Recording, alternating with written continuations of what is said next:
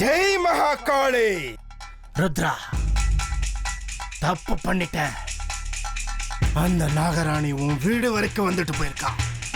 ஆனா அவளை ஒண்ணும் பண்ணாம தப்பிக்க விட்டுட்டியே. ருத்ரா, அவளை கண்டுபிடிக்க நாம எவ்வளவு கஷ்டப்பட்டு இருக்கோம். கை கிட்ட வந்ததை தப்பிக்க விட்டுட்டு இப்படி நிக்கிறியே. அந்த நாகராணி வந்ததை எனக்கு தெரியாது பாபா.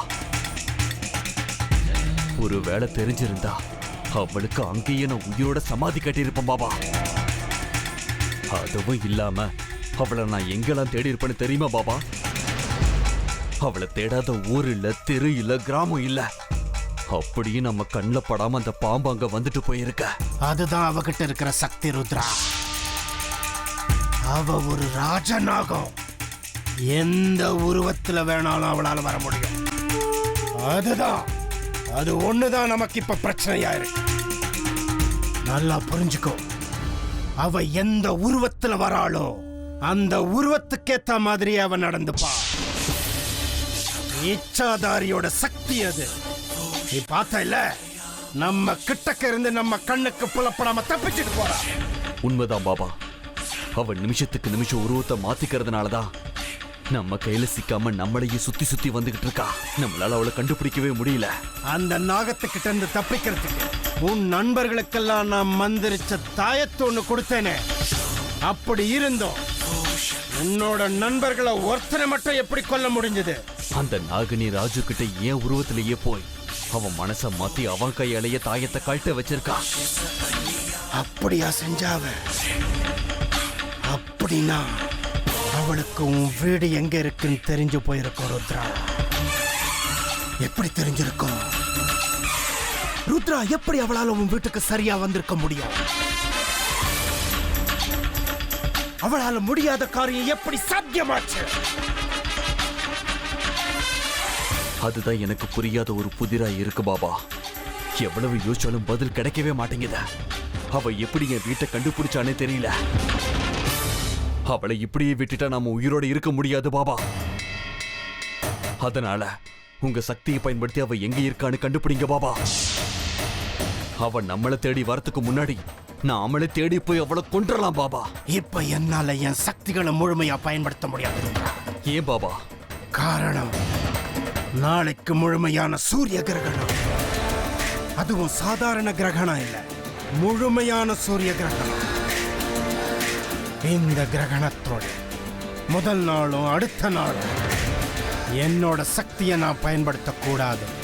அப்படி பயன்படுத்தினா என்னோட சக்திகள் முழுமையா அழிஞ்சு போயிடும் ருத்ரா.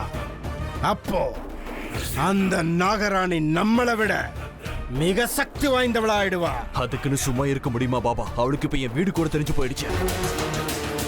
அவ அப்பா அம்மாவை கொன்ன என்ன எனக்கு உதவி பண்ற உங்களை வேட்டை நாய் மாதிரி வேட்டையாடி கொன்றுவா. ருத்ரா,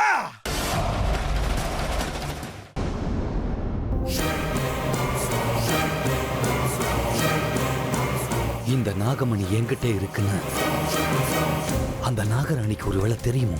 அது தெரிஞ்சுதான் இந்த நாகமணி என்கிட்ட இருந்து பிடுங்கிறதுக்காக அவ வீடு வரைக்கும் வந்துட்டாள்.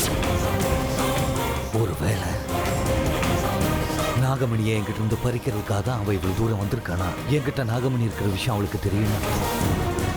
அதுக்கு தான் வந்திருக்கா. ஒருவேளை அந்த நாகராணி நாகமணி என்கிட்ட இருந்து பறிச்சுக்கிட்டா? இல்ல இல்ல, என்ன ஆனாலும் சரி நாகமணியை நான் அவகிட்ட கொடுக்க மாட்டேன். இது அவளுக்கு கிடைக்க கூடாது. இது எனக்கு மட்டும்தான் சொந்தம். இது என்கிட்ட தான் இருக்கணும். இல்ல, நாகமணி என்கிட்ட இருக்கிற விஷயம் அந்த நாகராணிக்கு தெரிய வாய்ப்பே கிடையாது. ஏன்னா ஒருவேளை அவளுக்கு தெரிஞ்சிருந்தா என் பின்னாடி தானே வந்திருப்பா. அந்த ராஜுவை சாகடிக்கிறதுக்கு பதிலா என்ன சாகடிச்சு இந்த நாகமணியை எங்கிட்ட வந்து பிடிங்கிட்டு போயிருப்பா. அந்த நாகராணிக்கு நாகமணி என்கிட்ட இருக்கிற விஷயம் தெரியாது. இனிமே நான் ரொம்ப எச்சரிக்கையா இருக்கணும். ரொம்ப ரொம்ப எச்சரிக்கையா இருக்கணும். ஆமா,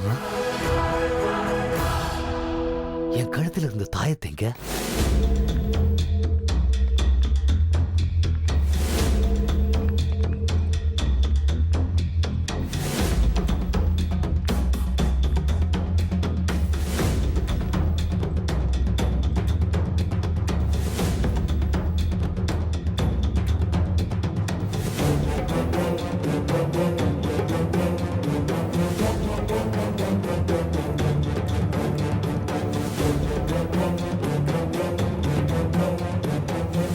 இந்த தாயத்தை என் கழுத்துல இருக்கிற வரைக்கும் இந்த நாகமணியை என்கிட்ட இருந்து பிடுங்கிறதுக்கு யாராலையும் முடியாது. ஒருவேளை அந்த நாகராணி நாகமணியை என்கிட்ட இருந்து பிடுங்க முயற்சி பண்ணாலும், இல்ல இது மேல அவ பார்வைப்பட்டாலும் சரி, இதே நாகமணியை வச்சு அவளுக்கு முடிவு கட்டிடுவேன். இது என் கையில இருக்கிற வரைக்கும் நாகராணி இல்ல, எந்த கொம்பனாலேயே என்னை எதுவும் செய்ய முடியாது. ஆயுதமா இருக்கட்டும், மாய தந்திரம் மந்திரம் எதுவா இருக்கட்டும், என்கிட்ட நெருங்க முடியாது. இந்த நாகமணி தான் என் சக்தி. இந்த சக்தி என் கையில இருக்கிற வரைக்கும் என்னை தோக்கடிக்கிற எவனும் இந்த உலகத்துல பிறக்கல, இனிமே பிறக்கவும் மாட்டான்.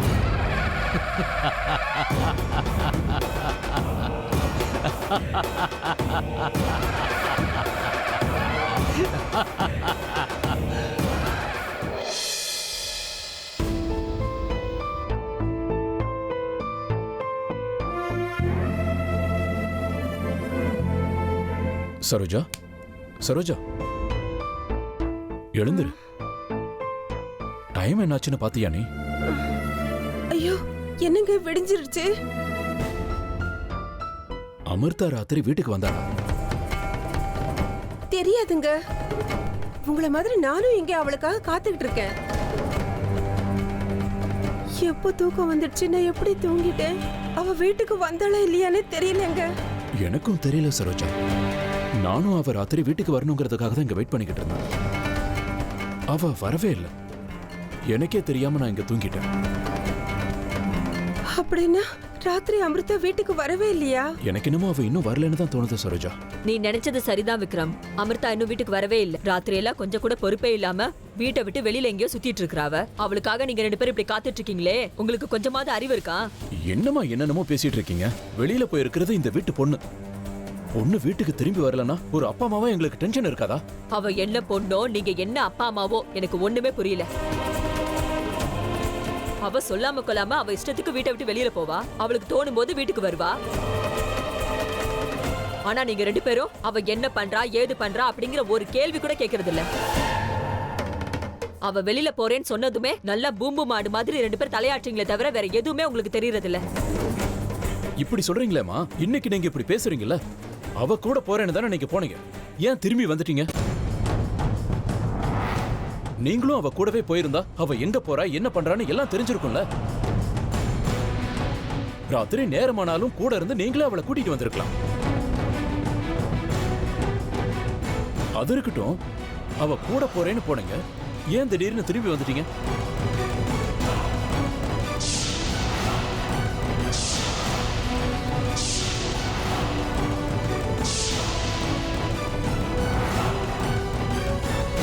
அது வந்து விக்ரம், நான் தனியா போறேன்னு அவதான்டா சொன்னா.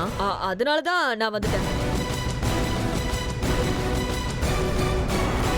சரோஜா, ராத்திரி நம்ம தூங்கிட்டோம்ல, அதுக்கப்புறம் அமிர்தா ரூமுக்கு போயிருப்பாளோ? நான் ரூம்ல பாத்துட்டு வரேன். கொஞ்சம் இருங்க, நானும் வரேன். வா.